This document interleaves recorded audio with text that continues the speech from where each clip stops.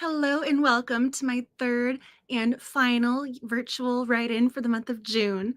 Next week is Cozy Mystery Book Club night, so I will still be live here next Tuesday at 7 p.m. EST, but I'm going to be discussing Take the Honey and Run with two other sleuthers. Tonight, however, is another virtual write-in, so if you have some creative writing that you'd like to get done, tonight is now. Tonight is the night.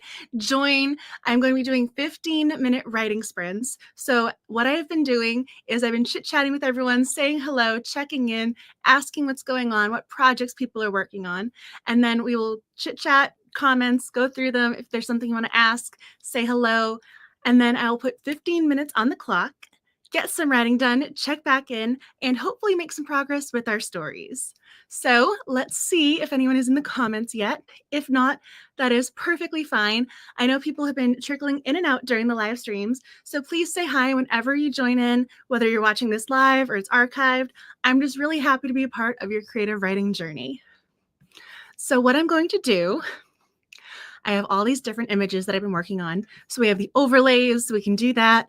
But what I did was I put together a playlist. So I have different songs that are hopefully going to set the tone and inspire some creativity, all background, all perfectly acceptable in regards to YouTube's commercial rights.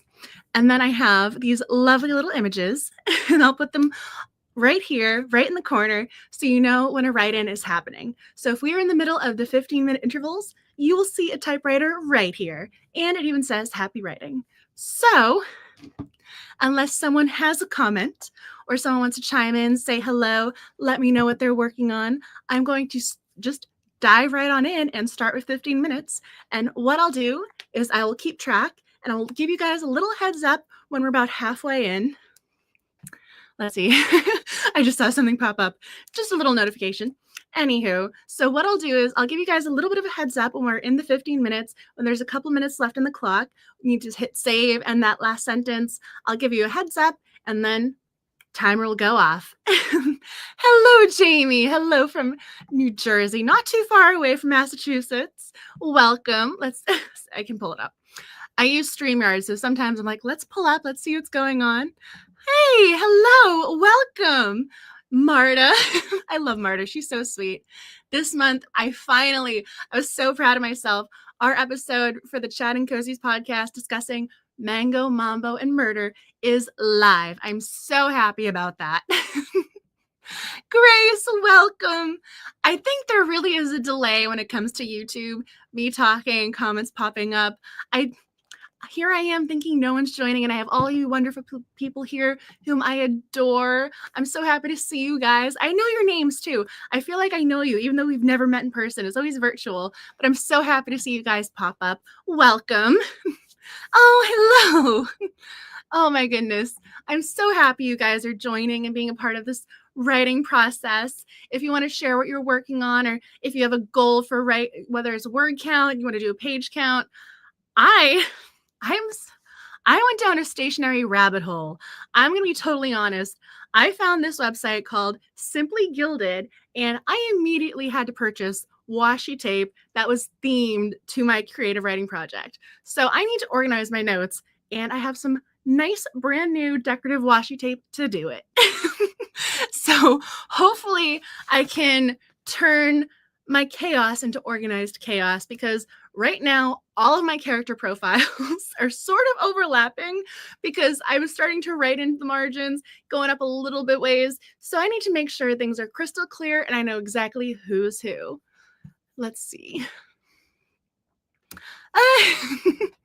My creative writing. I'd love to know how your writing has gone since last week.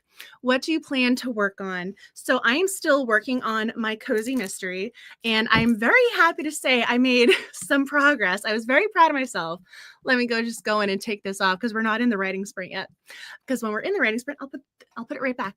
So I actually kind of came to the conclusion that I wanted the body to drop very early in the book, and I'm still obviously working on this. This is still a brand new story. I'm outlining and plotting, and I wanted the body to drop. I love it in cozy mysteries when the body drops early and you're immediately invested. I wrote it too early. It was too early in the story. I need to go in and flesh it out to really set up to have my murder be impactful and really make sense with, wait a second, it is her grand opening. There's a body in the bathroom. Hint, hint, wink, wink. You guys are now in the know. So it needs to make sense that this body is all of a sudden found in her store's grand opening.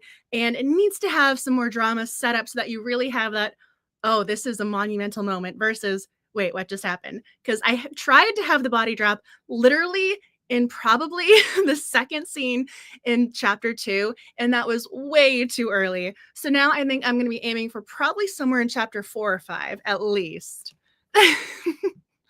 Let's see. Hey, welcome. So your goal is to code 2 more chapters from the first book into the series Bible in Scrivener. Wow, Scrivener. Oh, I wish you luck. I have tried to use Scrivener. I have never been converted fully to it. I love Final Draft where you're doing the screenwriting and you're working on something of that nature. And then there's something else I tried one other time, and it wasn't Scrivener, but I've never been able to really wrap my brain around Scrivener. I'm always so impressed by people who can utilize it because it looks like such a great resource, and people always look so organized when you see the behind the scenes videos and you see their images of, I have my plot, I have this, and I'm probably thinking that's a lot more organized than what ever is happening in this little notebook. So maybe I should look into Scrivener a little bit more. Let's see. Cozy mystery, high five. I'm so happy someone else is working on a cozy mystery. Oh, you're finishing all your character profiles. I finished mine a little bit before last week with the evening write-in. So now it's a matter of organizing them. And yes, they have gotten a little out of hand. So I officially know all the characters, even if I don't think they're actually going to end up in the story. So I have a lot of extra people right now. I mean, right now, I think I could probably plot a whole series, and I'm going, nope, need to focus on book 1. You had a game-changing class. That's awesome. I know I showed on the very first night some of the books I have on writing mystery novels. There are a whole slew of them. I actually took a class. I I love how I have to go through my brain because I took 2 from Writer's Digest University, and then I took 2 writing ones from UC Berkeley just on mystery writing. And it's so interesting to hear the different perspectives and learn how people approach writing their mystery narratives, because it's so important to have those puzzle pieces and those clues. And I love it when all of a sudden you'll have just this random tidbit of information. You're going, wait a second, I never thought of that. And all of a sudden that light bulb clicks on and it's great. You relate to Scrivener yourself. I mean, I have it. Maybe at some point I will learn how to utilize it, but I've been having a lot of fun with all of my little sticky notes.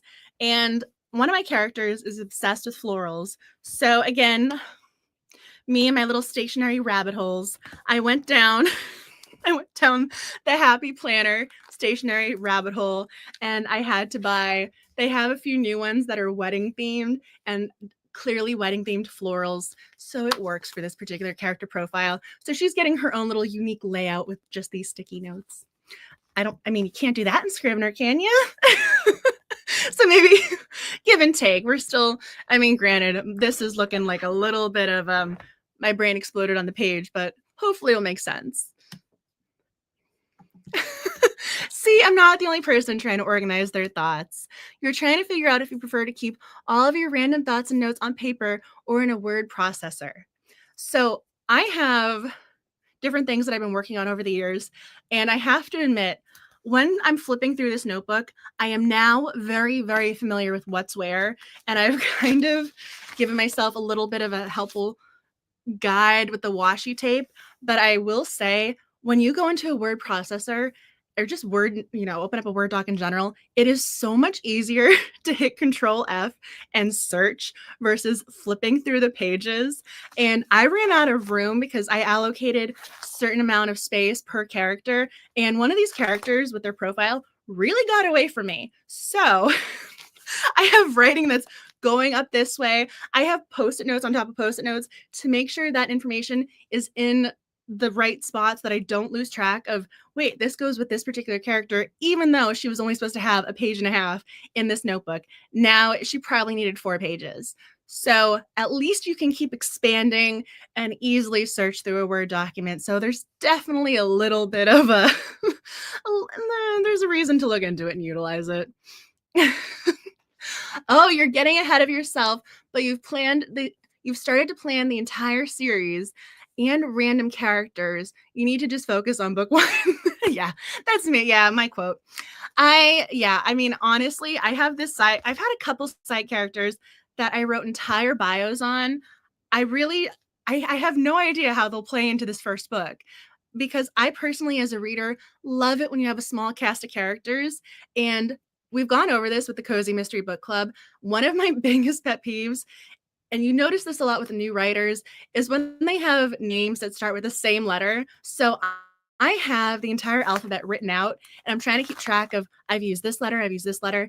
And I've started to go back to the top going, okay, you're using A again. I've started to use L and I, and I'm going, I need to kind of dial it back because now we're entering a few too many characters for the first Cozy Mystery. So yeah, I'm trying to I think maybe planning it out is making me realize I need to dial it back a little and focus on what's really important. I'm wearing progressives, so every so often I have to lean in to read your comments. So I don't mean to show you the top of my forehead. Do you have any hacks to writing scenes or chapters that you really don't want to write? That's a great question. And honestly, I've asked that to other authors. And I remember, I want to say it was Piper J. Drake. It's one of my earlier romance author interviews. And she had a comment saying, if you're not looking forward to writing the scene, there might be something wrong with the scene, or there's got to be a reason why you're not looking forward to it. And that should hopefully put it on its head and go, yeah, why is this a difficult scene? Is it necessary? And honestly, I mean, personally, there's some characters that I love. And there's some scenes where I'm going, I don't want to hurt them. I don't want to make them sad. I don't want to I mean, some authors love those character traumas. I mean, that obviously is a huge part of literature, and you see all these memes about authors and how they torture their characters. I can't do it because they're your babies and I love them, and I also am not a huge angst reader or writer.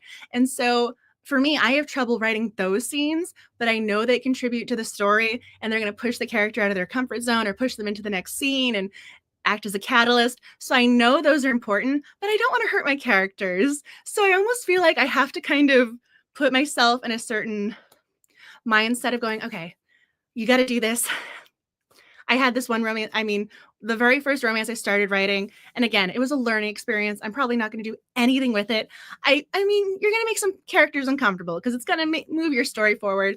I had such a hard time. I went and got my favorite Starbucks drink. I had this giant, I think it was the matcha green tea frappuccino with all the whipped cream. I had like the little baby chocolate bars as a reward for like every 100 words that I wrote. I do not recommend that if you're trying to get in shape, if you're trying to be healthy and nutritious. But at that particular point in time, because I could not motivate myself to hurt my character, it was the only way for me. I don't know why, but going back to if there's something wrong with the scene, hopefully you're able to figure out what's not working. And I think that's a matter of what do you think is going to be best for you as the writer? What's going to make the character more intriguing, push them further along? If you're writing a mystery, is this contributing to the mystery narrative itself? Because if every scene is not playing into the mystery, your reader might be a little disappointed, and in turn, you as the writer are going to be wishing you had done something differently. So I think double checking to make sure it really plays into the mystery itself, I think that's going to be a big game changer. But I'm curious if people in the comments have ways to stay motivated, because there are those 5 a.m. writers. Oh my goodness. When you set your alarm for 5 a.m. and you actually get up, I myself will set my alarm for the 5 a.m. Writers Club, and then I deal with insomnia, so I probably only fell asleep a couple hours before, so I need to sleep in to actually get 8 hours of sleep, and I miss my 5 a.m. writing time. People who can actually get up and have that motivation, God love you. Seriously, you do you. Those are the motivations I want to know about. How do you seriously get up when it's still dark out and the world is still quiet? I want to know how you guys do it.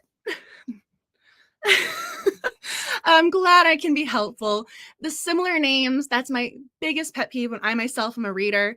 We had one book for the Cozy Mystery Book Club, and we had, I want to say her name was Shannon, we had Sarah, Sydney, and another S name. And halfway into the book, I just wanted to toss it across the room. I stopped caring about that mystery because I just, at some point, all four characters they morphed into one because I couldn't distinguish who was who. And this author, she is great. I don't know if she was on a deadline, if this book didn't get the usual time. It was you. I mean, she usually invested in her stories. I'm not going to tell you because I'm not going to badmouth the book, but I do think when you have authors of a certain caliber, you expect a lot more of them. And for me, I was really disappointed. And it was just because of the names. It had nothing to do with the mystery. It had to do with all of the S names. I don't know. I think everyone has their own reading quirks, and that was one of mine. So that's one of those. If I don't like it in a book, I don't want to be the one to cause that in another reader. So that's my own little personal. I have it written out. I have it twice so that I make sure I use the same, like I don't use the same letters for the first and last name. So I want to make sure I get the different letters and I can mix and match and I won't go down that same rabbit hole. So everything is kind of in line. Let's see. And if you guys have any other like questions about what I'm working on, questions about what you any advice you or something you want to talk about, please go for it. And if you see a question and you yourself have overcome this particular writing obstacle, please answer. I'd love to know how you guys are achieving your writing goals, staying motivated, how you're grappling with scenes and overcoming them. I mean, writers supporting other writers, it's so important. And this is how people get better, how we learn, and how these stories are going to enter the world. So if there's something you want to share, please do. As I transition over into the media assets portion, because we do. I didn't realize I was talking this long, but you guys are so sweet and you ask such thoughtful comments and questions. I'm going, oh, we're already 17 minutes in and I haven't hit start on our timer. But I love the comments and please keep sharing and asking because I really want to know what's going on with you guys and your stories because at some point when you guys finally publish them, I'm going to be able to say I was there when, and I'm already looking forward to that day and holding up your book on my Instagram. It's going to happen. Anyway, as I love you guys, I'm opening up the timer to set the mood. So we're 15 minutes is on the clock. Hopefully you can see that. And I'm going to put on some background music. If it's too loud, too low, please let me know. Let's see. And I'm going to put start right here. Ready, set, writing time.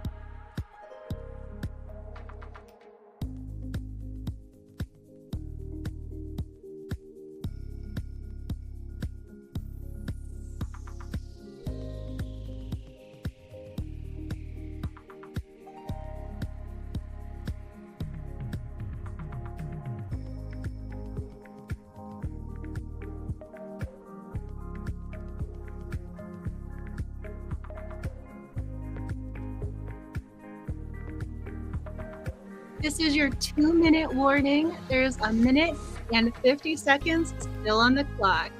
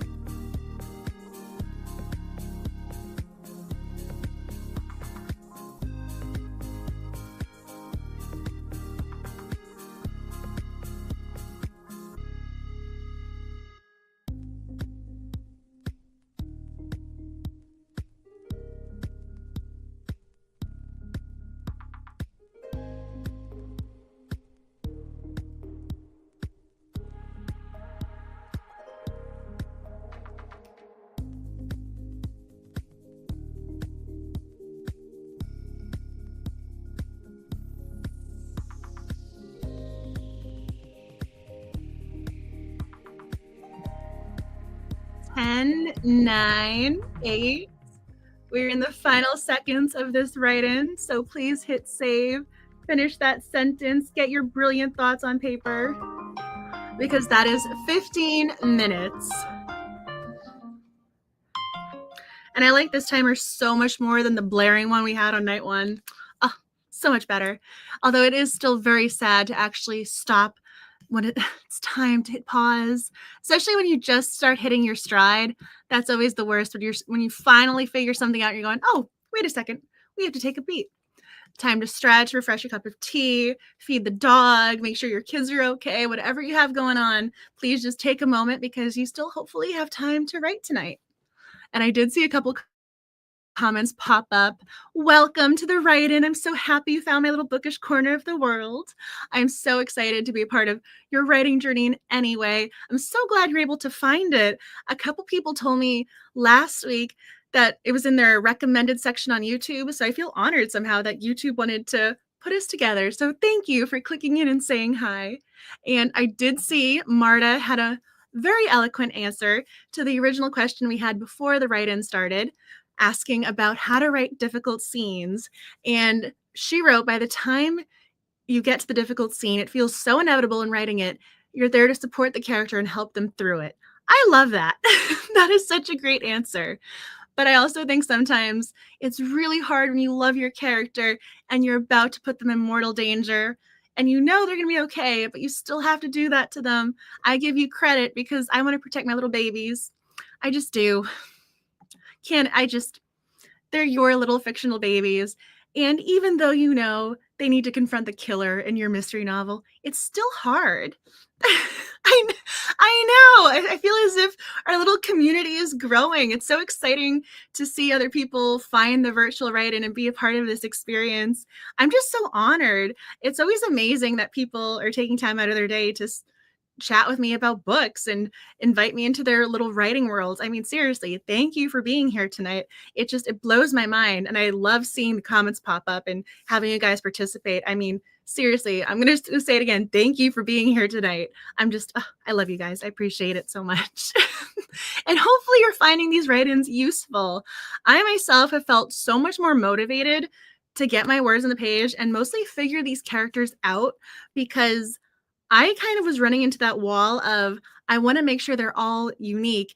And if you're the reader, you want to be able to think, okay, I know this name. I know exactly the situation. I can picture them. When your characters start to blur together, oh, that's the worst when you're a reader. So as the writer, I want to make sure I avoid that completely. So now all of my characters are so unique, but it has taken me so long. I mean, we are talking, I think probably since I've started the write-ins, at least a solid 3 weeks of getting their backgrounds, knowing exactly who they are. And I love my cozy mysteries. I love my puns. Trying to come up with pun titles for businesses is so difficult.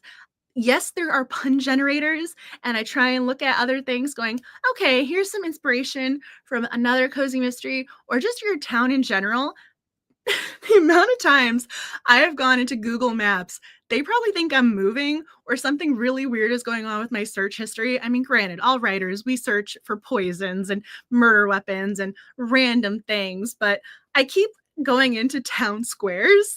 I don't know if anyone else who's creating a cozy mystery community has been doing this or you've thought to do this, but I keep going into the nearby towns. So I have my hometown, then there's the town next to mine, and then the town over. I have probably looked up, I want to say 20 different small towns in Massachusetts. So I'm pretty sure Google thinks that I'm moving or very questioning my life decisions because I keep going and going, what are their store names? What are they calling their town center? What are the names of their streets? What's the name of their coffee shop? And some of the names are really cute, but then you don't want to just directly pick them up and use them because that's plagiarism. And even if someone has a great name, you need to have your own unique twist on it. So that's taken me hours. That was such a rabbit hole that I fell down. I don't know if anyone else has gone down a rabbit hole like that, but my goodness, that was so many hours of my life. So many hours. Okay, thank you. Someone else is looking things up. You're in the middle of the same thing, trying to make each character unique while also making notes of all their details so you don't contradict yourself when writing. That's something else too, right? Because this is some stories, some of those details will make it through all those rounds of edits, and then some reader will notice it immediately, and that's the absolute worst when it's someone in the final version, they notice it and you're going, oh, should have caught that. And you're going to avoid that because you're thinking that way. So I'm already proud of you. And thank you. I want accuracy. And it's so funny because I wanted to make sure that I had all of the main businesses. So at this point, I love how there are actual architects who've studied how to build towns. at this point, I'm going, okay, every single town needs X, Y, and Z. I have been looking up to make sure my small town has all of the businesses that a small town can need. And then I'm going, oh, yeah, but what about a gym? Not in a small town, maybe on the side street or in a town over. So I've been trying to figure out what's necessary for my town square. It's so funny. I'm going, okay, we have the fire station, we have the butchery, we have, it's a cozy mystery. So we need the town florist. There needs to be, and obviously a coffee shop. So it's taken me a very long time to actually design a town, which I love that other people are grappling with.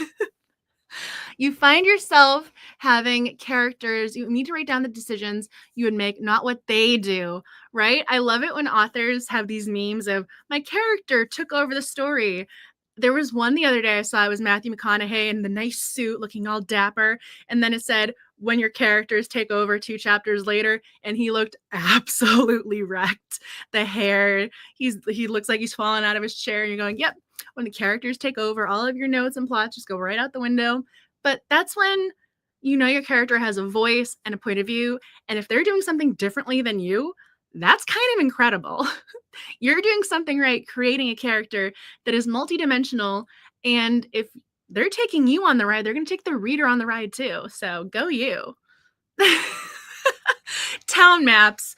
We all need a town map. I wish that I had that drawing ability to make the town come to life by myself, but that's what my little sticky notes have been helpful with. So maybe I can also utilize some more of the ones that I purchased. Several years and several books in, my cheerful seat of pants approach has led me needing to catalog things. Some authors, when they do the pantster by the seat of their pants versus being the plotter, sometimes they'll write the story because it just flows from them, and then they'll go back and edit. Just because you're a pantster, you do you, however the story is written. This is why there are different approaches. If you're a pantster, you've still got that story done. You're still getting your words on the page. That is still incredible. Do you watch Hallmark movies for inspiration for the small town names and vibes? I love my Hallmark movies. I've fallen down rewatching my Acorn and BritBox. So Death in Paradise has been my latest one. And so I was super tempted to call something Saint Marie just because that's the small town in this fictional Caribbean island. So I want to make sure that I'm inspired by it and not just full on taking the name. I want to do an homage or do something inspired by. So even if it's not Saint Marie, I want to use the name Marie or Saint something or have an allusion to the Caribbean town. I want to be inspired by. And this is where Hallmark movies, when you have the Aurora Tea Garden and your Hannah Swenson, you're going, oh, the cookie jar. And it's so iconic. Real Murders Club, iconic. You got to find your own way of being unique and how your thing is going to be its own entity someday. So someone else is going, oh, like your book club, that title. Like if you have your small town, you're going, okay, we know exactly what cozy mystery it is. So I like the idea of utilizing them to get things percolating. I just saw this pop up. You love Death in Paradise. We're on the same page. It is such a great show. I started watching it a while ago, and then when it was on air, you have to wait for things. And now 14 seasons later, you can binge as much as you need because you have 14 seasons to play with. And they're all great. And they're all these different detectives who become the protagonists of the show. So you get different iterations of, yes, we're on the same island, but different characters, different mysteries. Highly recommend, especially if you're a cozy mystery person. It's probably right up your alley. There are great map generators.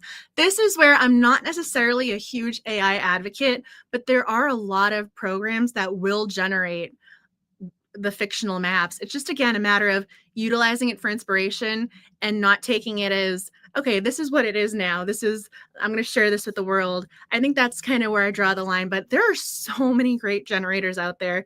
There are even free ones. Some of them are incredible. So seriously, if you want to generate your own map, there are multiple ways to do it. And then there are always like Fiverr or what is it called? Upload. There are so many freelance artists you could always reach out to. Some of them are pretty reasonable too. So if you can't create the map yourself, even just go into Canva, you can do something in there. It's very easy. For me, it's a matter of making sure I have all the information. I'm not as concerned about generating an illustration. I just want to make sure I have all of my businesses accounted for and they're all named appropriately. And I love my puns, so I need the pun titles. And to me, sitting there drafting name after name after name, I'm going to count that as writing time. So even though technically speaking, by the end of that 1 hour, I named 2 businesses, which is probably a total of 4 words.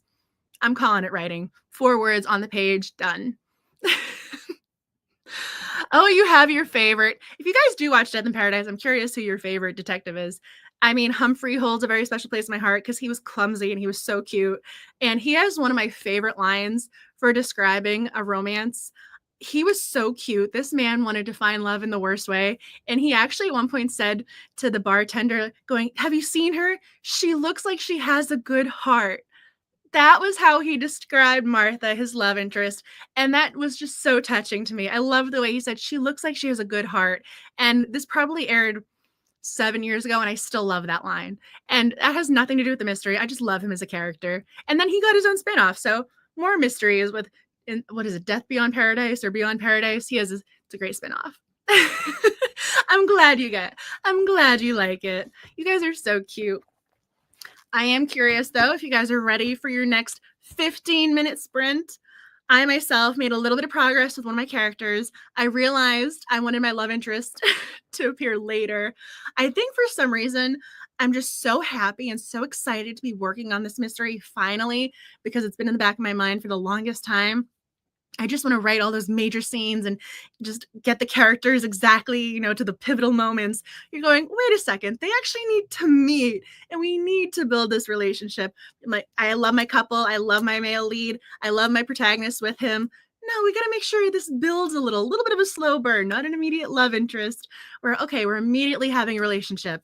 Got to build it a little bit. And so I'm pulling back and I'm proud of myself for realizing that because sometimes I just get so invested in the character. I'm going, this is this important scene.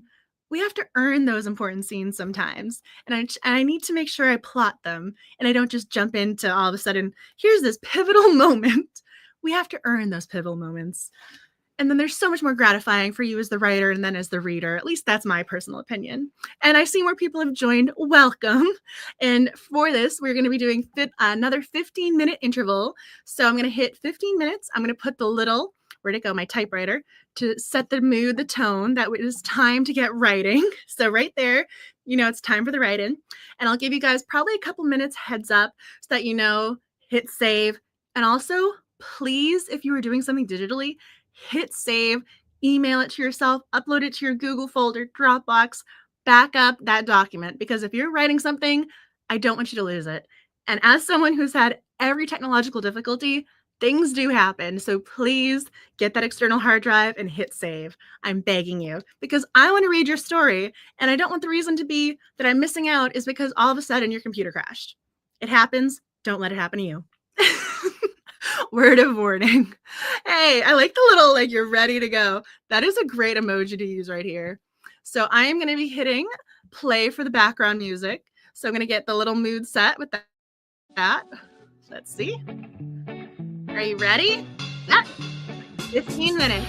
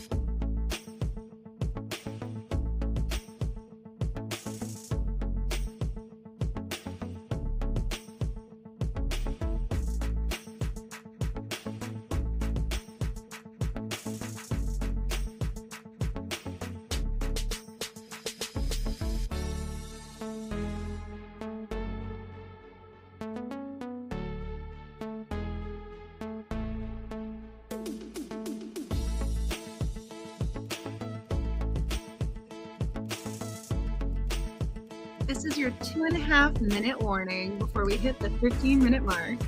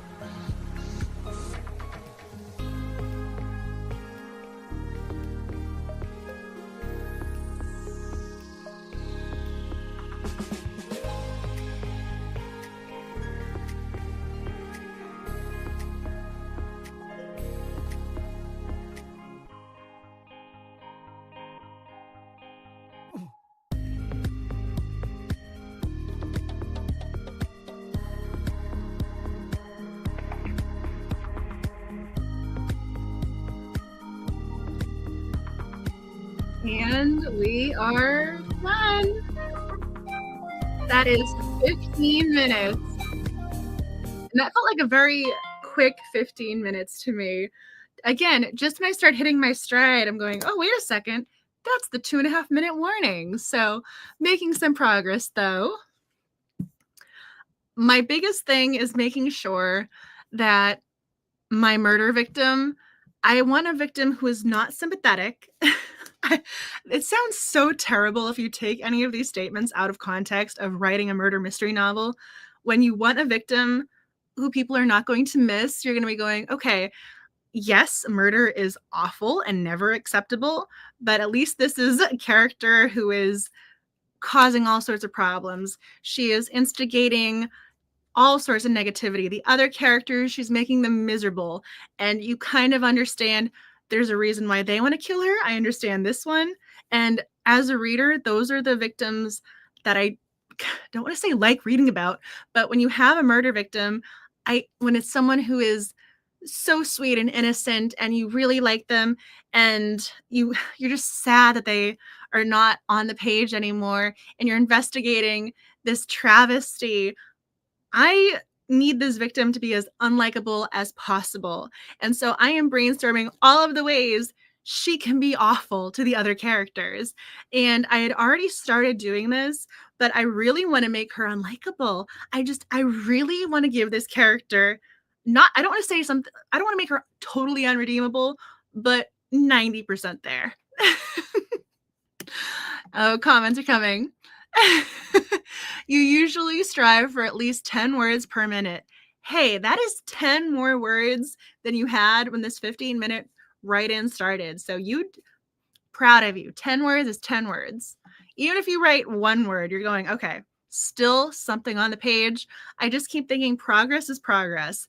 And my inner perfectionist has really tried to embody this progress over perfection mentality, because I remember there's this quote with Charlene Harris where she's going, the only way you're going to be a writer is if you write the book. So we got to get this book written. That's the only way this is going to work. Yes, a little. I mean, Murder on the Orient Express takes the disliked murder victim to a whole new level. When I don't want to give you guys spoilers if you haven't seen it, but again, this book has been out for a while, movie adaptations, the works, but every single character on that train is involved, and it makes sense. And I'm glad you guys are agreeing with me. It's one of those, it sounds so bad out of context. I'm just picturing a screenshot or a screen grab with my quote underneath.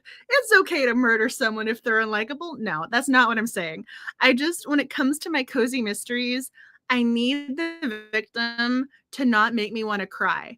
When it's someone who I want to protect and they're already gone off the page, it's hard. And I love my fun, upbeat, cozy mysteries. And that is such an ironic thing to have, a fun murder mystery, but it's what cozies are. And I want this one to be as fun as possible because I look forward to reading the fun ones. So I want to write one. And the unlikable victim, it has to be. We need them to be unlikable. I mean, awful. I mean, Murder on the Orient Express, that guy, he really instigated a lot of problems for a lot of people, and it was not really redeemable. And so that's the full-on perfect example of every character had a motive. That's what you need to. The motives need to make sense. I forget which mystery how-to advice book I was reading, but it said at some point the only murder has to be literally the only option. Like the only reason murder's on the table is because the character was driven to it because they had no other alternative. So in order to have multiple characters have that deep-seated of an emotion, it needs to make sense. And this character really needs to push them there. This character can't just be annoying. This character has to be, okay, she has ruined this life. She has done this. Now this character's over there crying in a corner because she said something over there. And then other characters who absolutely adore the character who's crying come to the aid. Got to do it. Got to make this woman unlikable. I'm curious how you guys make a character unlikable. I mean, I'm working on it. It's not easy because, again, I like the fun, happy, upbeat characters, and writing that victim, it needs to make sense. And I'm working on it. I really am trying over here. So even though it's not working on a scene, I'm trying to parse out this character because it's so important.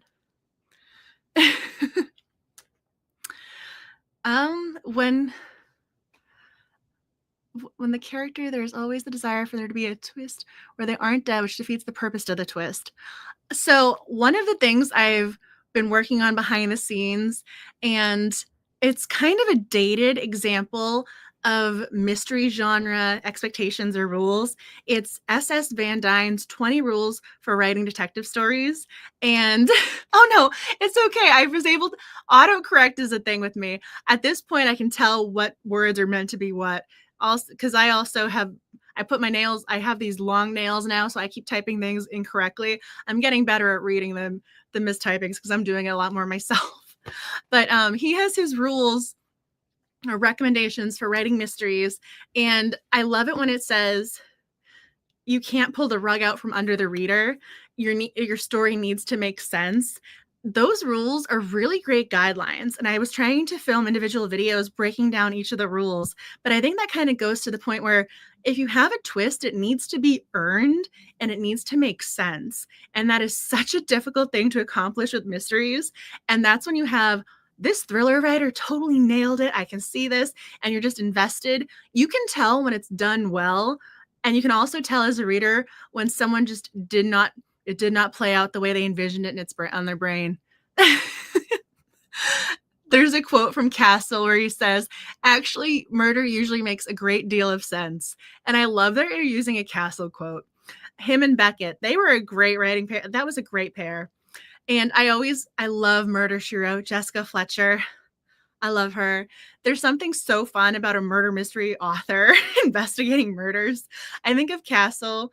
I mean, the show's a little older now, but I kind of thought of him as the modern Jessica Fletcher because he's a little bit more, not tech savvy, but it has those millennial kind of elements, even though it's Nathan Fillion and he's like one generation above millennial, but I love that show. It's so great.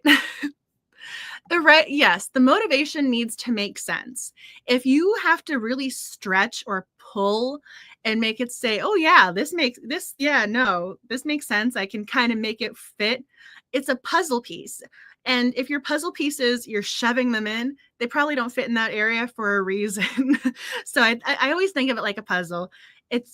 Even though I love reading, I'm a very visual learner. So I always think, okay, we're trying to piece these over here. So as long as the pieces fit and the scenes coming together, I'm good with that. Also, now I want to go rewatch Castle and add that to my watch list. I think it's still on Hulu, so I'm pretty sure we can look that up. But yes, me and my BritBox. Now I got to go see Hulu, all the murder mystery TV shows across the platforms. I just love chatting with you guys. We still have more writing to do. Let me get my timer, put it in now. But yeah, if there's anything else you guys want to see this, it's been too long since you've watched Castle. I know, I need a rewatch now. And there's 9 seasons or something. It was on for a long time. So if you're going to do a rewatch, you better be ready to invest some time.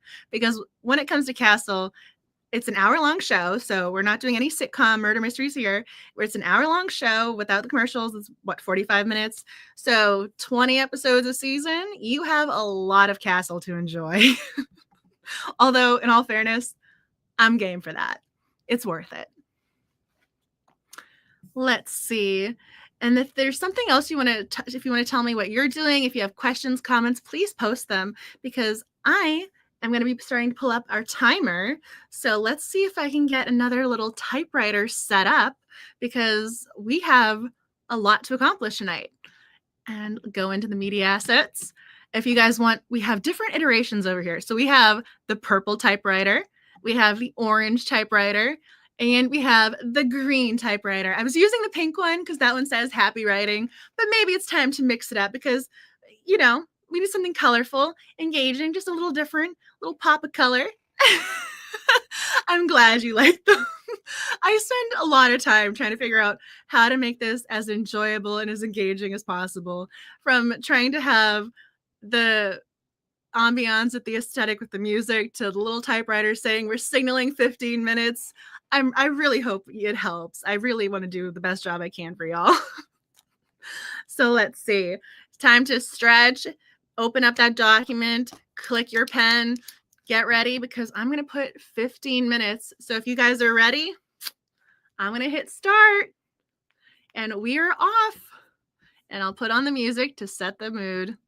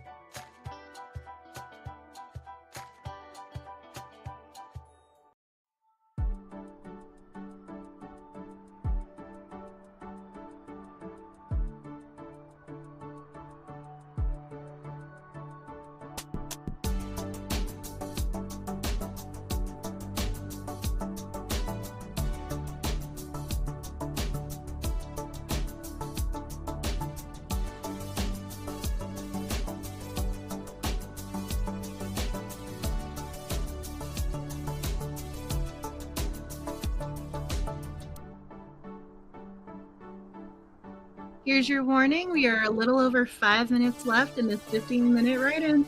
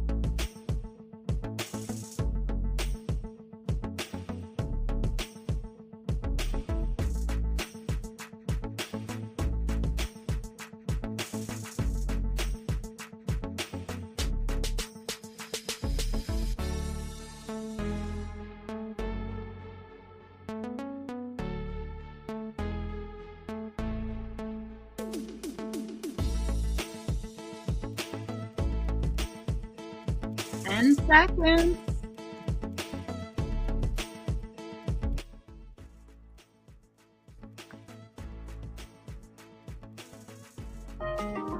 That is 15 minutes come and gone.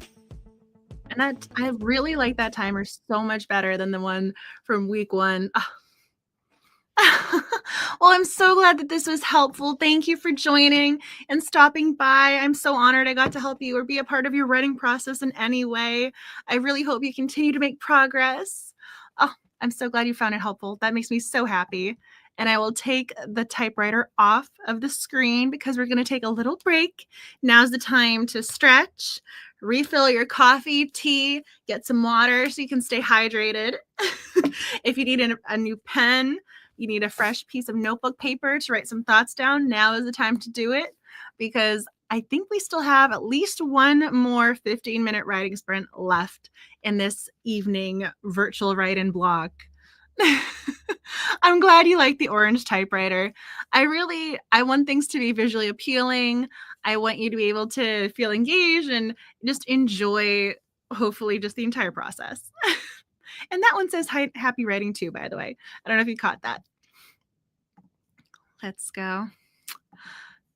You are struggling with names and you're working on the map and you're realizing why you're not a geographer. I think that's historical.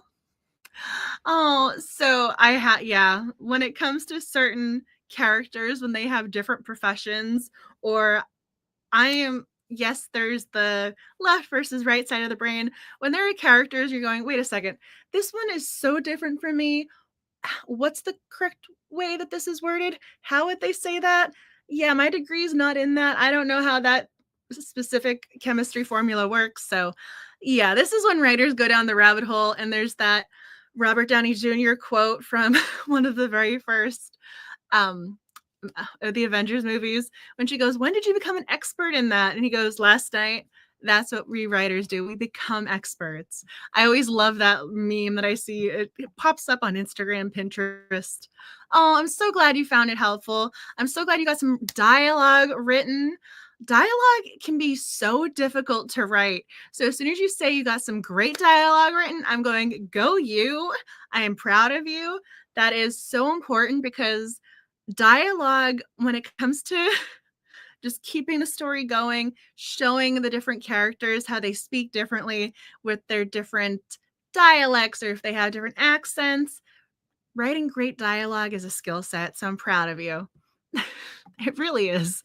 And there's certain authors who just nail it every time. And I love listening to cozy mystery books on audio. I love audiobooks. This has probably just happened in the last, I want to say 5 years, where I've really fallen into the audiobook just world. I love listening to cozy mystery audiobooks. And sometimes the dialogue just moves so perfectly and the narrator nails it.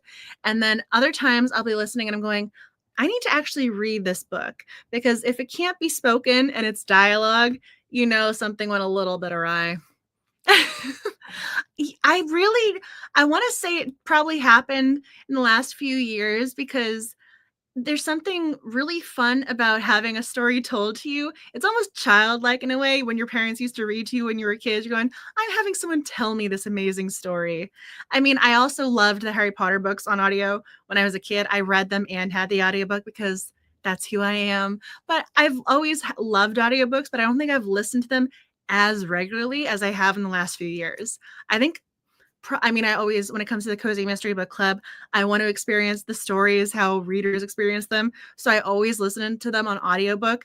But now for books 2 and 3 in the series, I will still listen to the audiobook. So it's really become a part of my reading process at this point. I mean, some people want to argue audiobooks are not reading. You do you. But if audiobooks make you happy, they make me happy.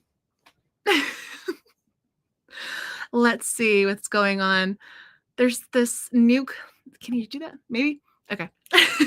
StreamYard has these new functions, and all of a sudden it said beta thing popped up. And I'm going, what are you doing to me, StreamYard? Please be good. So I think we'll show comments on stage. So the next time someone posts something, it should hopefully automatically appear. So we're trying something new with StreamYard. But I am still working on making sure my victim's motivations for getting murdered make sense because I also I feel like I tell you guys all my biggest pet peeves as a reader, and that's exactly what I want to avoid as an author.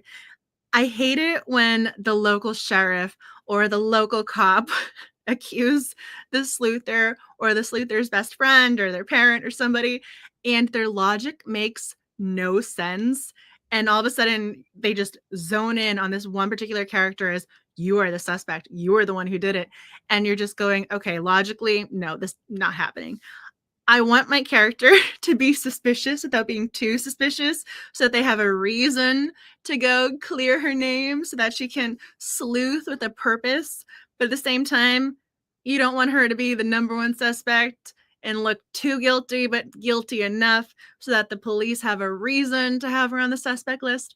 I feel like we have to walk a fine balance when it comes to mystery novels. Certain things have to be accomplished without, nail hitting you on their head, so it's subtle, but the things we have to think about. Let's see, going back into the media assets. So if you want to take another second, if you have a comment you'd like to share about what you're working on, I will start to get the timer ready because hopefully you have another 15 minutes of writing in you for tonight and then maybe even go on after this evening is over. I was so funny because when I first started doing these writing sprints, I didn't know if I was going to leave them public on the channel or not, but people have been watching them after the fact. So hopefully if this is helpful to you, I will leave it here so that you can access it and use the timers however you like. I mean, I put together the playlist. I like having this sort of nice ambiance music. So hopefully, if you find it helpful, it will still be here for you later on. Let me get the timer up. So let me know when you're ready, and I'll put 15 minutes. And hopefully, I'll pull up another one. This way, it will show this. It says happy writing. I love doing those things. So, if you're ready, on your marks, get set. I'm gonna hit 15 minutes.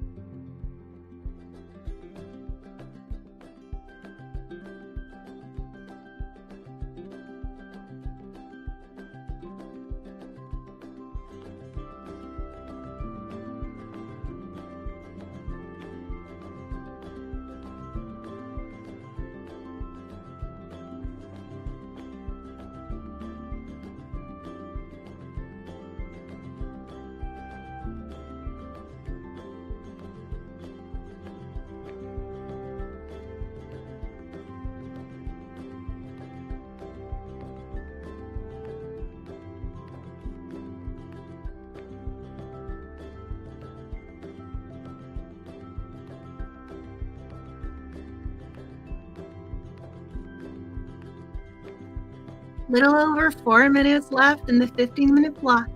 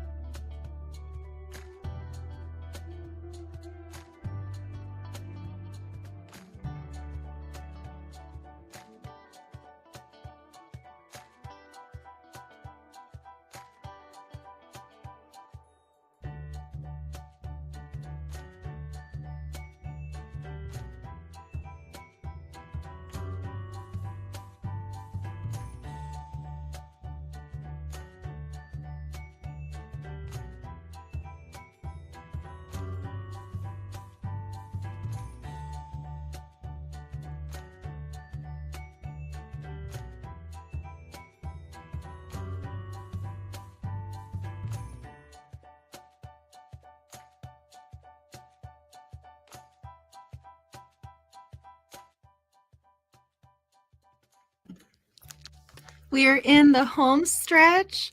There's 10 seconds left in the 15-minute block. Please finish that sentence, hit save, back up your work. Don't lose track because, let's see, there we go. Trying to time it. And then I will turn off the background music and I will take away the typewriter because that was, I think, the last 15-minute block, because hopefully we can just touch base because I said 2 hours and we are approaching the 2-hour mark, which is amazing because it's time has been flying. It really has been. And it's really encouraging when you make progress with your story, because you just want to keep making progress. So hopefully you guys are making progress with your stories as well, getting your words done, or you're having some realizations about your characters, your plot. I'm very proud. I made a couple of realizations. I don't want to spoil it because probably come up later, but I did make a certain notation about my murder victim. I think I finally have most of it's so funny because I came up with all the characters for the town, and now I need to figure out why they want to kill this woman. I came up with, okay, we have the dentist, his husband and him adopted 3 kids. And I was thinking very much about Mitchell from Modern Family for some reason. And I'm going, now why would he want to kill this woman? But I created all the characters first, and then I went back to figure out how are they connected to this victim. So I fell in love with these characters first, and then I need to go figure out why could they potentially be a terrible human being. So maybe that wasn't the best thought process when it comes to the creative writing. Maybe knowing who the killer was first before I fell in love with all these characters. I have my dog groomer. I have my historical society. I have all these amazing places and people. And now I need to make them a little bit rougher around the edges. Oh, I'm so glad it helps with the motivation. This was something I knew myself. I wanted to put time aside to be creative and actually make progress. And as soon as I start making progress, I want to keep the ball rolling. So I do think it's been very helpful, at least for me. And it's so much fun to see your comments pop up because also you guys make me happy. And then when I'm happy, I also feel a lot more inclined to work on my cozy mystery. It stars align. I think there's something so wonderful when you have people who also love what you love. And if you want to work on a creative story, you need people who understand it is not an easy process. And that sometimes, yes, coming up with pun titles, that counts as writing. So I'm glad you're making progress. I'm glad it was helpful. Oh, I'm so glad you got some extra work done. This woman right here, she already has a couple things published. I think I've shared some of her links. She has the Amazon. One time she even had it free for the Cozy Mystery Book Club with downloads. She's so sweet. So if you haven't checked out Marta, please do. I'm trying to remember off the top of my head. I have everything saved here in StreamYard, but it's in a different folder. She's coming back. I want to say it. I know in November, but I feel like there's another month in there. But she was a part of a recent conversation. Oh, I'm seeing all the comments pop up. Oh, okay. So sounds like great practice for a villain who is potentially sympathetic. Gotta love those morally great characters. I'm sitting in front of my romance section, and I feel like that's a perfect example of the morally gray over there sometimes, where you have the different dimensions and goals. I mean, some of those characters definitely morally gray.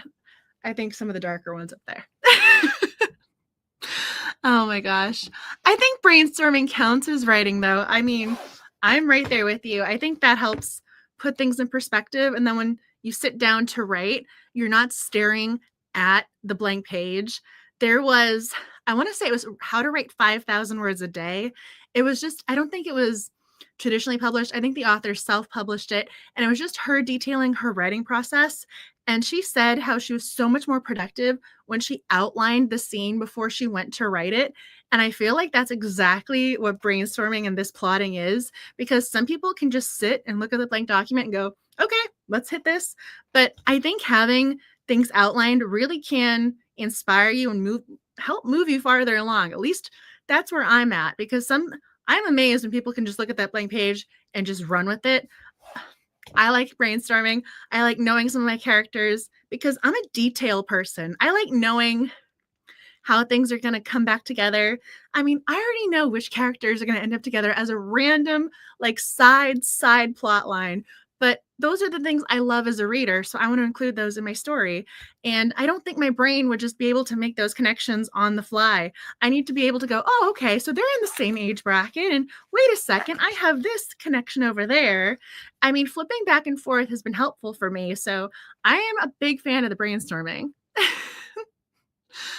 Okay, so I think we're finding our people right now.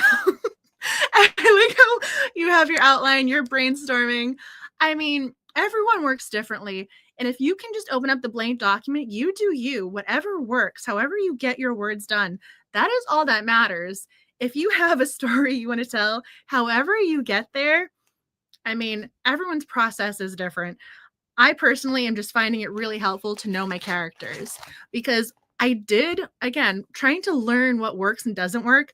I've had a couple kind of writing projects that I experimented with, and I did do the let's sit down at the blank page. And I realized I repeated myself a few times. So there were some scenes that were totally redundant, and it just, that's time that could have been spent elsewhere. And if I had plotted or made those connections earlier, could have been avoided. So I think for me, this is my process, and hopefully it will be a helpful one. And it's really nice to know other people are outlining their process, their process, their progress, and working on their characters. And hopefully it's going to help you achieve your goals because I want to read your book. I want to know what happens, what you're working on. I'm so happy that this was helpful for you. Oh, you got additional bits finished. That's so, oh, that makes me happy. I was like, can I start? There's a way to start. I think I can like comments. I'm not really sure how this goes. I mean, granted, I want to like every single comment you guys post because they all make me so happy. But that's amazing. I'm glad you got extra stuff done because I am right there with you, and I'm glad you found it helpful. Before I lose my voice and before we officially hit the 2-hour mark, if there's something you guys wanted to add, comment, say, please do so now. I am just so happy and so appreciative that you guys joined me and took time out of your days to work on your stories alongside me. I mean, seriously, virtual hugs to you guys. I am so happy that I got to be a part of your writing process, even if it's just a small little way. I mean, I'm so excited to someday to read your books and say, I knew when they were working on that. And then hopefully I get to add it right to my bookcase and we feel like I'm in the know. I'm so happy you guys are here tonight. This notebook has grown since we started. So I was very happy and I'm very proud that this was a part of my June with the virtual write-ins. I hope it was helpful for you guys.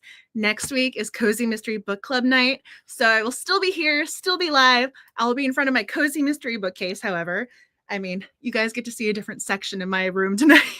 There's so many bookcases in this room. So you guys got to see a different angle doing the virtual write-ins. So next week it's going to be Cozy Mystery Conversations. But it was so nice to do something different and have people be a part of it and enjoy it. To know that this was helpful for you, oh, that just makes me so happy. Oh, you have the cats. Oh, I'm so glad. Thank you guys for joining. Oh, I'm honored that you took time to do this. If you found it helpful, I might try and organize them again for another month. It was definitely interesting to try and do once a week for the entire month of June. So now it's going to be 4 live streams in total, counting the book club. So this was different. I honestly had so much fun doing this. I have absolutely no complaints or regrets. I am just so happy and honored you guys took time to join me and it was helpful for you guys. So if there is something you're going, okay, maybe in the future we can do this again, I'd love to know what you would like added, changed. I worked so hard trying to create the playlist, have some images. So I'm glad it was helpful. But maybe if this is something you guys enjoyed, I will try and organize it again. I mean, I don't know about that whole NaNoWriMo situation, but maybe not November, but maybe in October, September, or maybe July is obviously coming up and I like to do things a little bit in advance. So maybe for August or September. So this way I can do all the Tuesdays in a row and maybe make some new graphics. But until then, I have all sorts of Cozy Mystery Book Club fun coming your way. Next week is Take the Honey and Run. And I'm pretty sure a couple of the episodes for the Cozy Mystery Book Club podcast are going to be done soon. I always try and edit and have those things done relatively quickly, but I wasn't feeling well, so it's taking me a lot longer to get that stuff done. But tonight I got creative writing done, so I'm happy. I'm in a good mood. I'm ending tonight on a high note. Oh, thank you for joining. I'm so happy and appreciative for you guys for being here doing this. And I really hope you continue to make progress on your stories. I'd love to know. I mean, even if you just send me a message on Instagram or send me an email, please keep in touch and let me know what's going on with your stories and your progress, because this has been so incredible to see you guys brainstorm and read your comments. I get to feel like I'm a part of your creative process and see your progress all the time. Oh, so happy. But thank you guys for joining tonight, and please stay safe, kind, and healthy. And until next time, happy reading and writing. Bye, everyone.